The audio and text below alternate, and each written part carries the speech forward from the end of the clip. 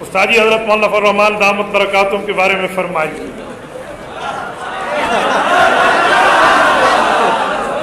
اب تو مولانا نے گردن پر پاؤں رکھ دیا.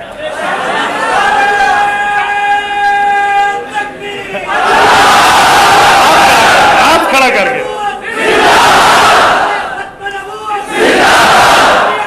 چلو میں صرف 5 منٹ لگا رہا ہوں.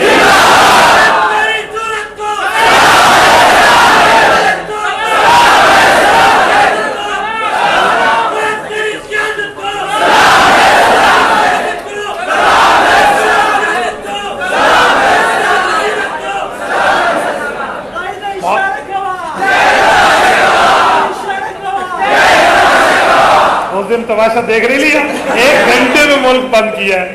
میرے دوستو, مولانا فضل الرحمان کی سلامی پیش ہم کیوں نہ کریں؟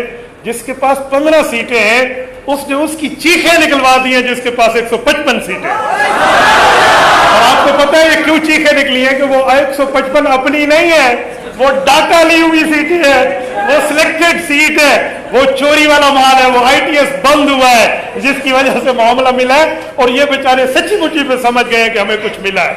تو میرے دوستو انشاءاللہ ایسی بات نہیں ہے.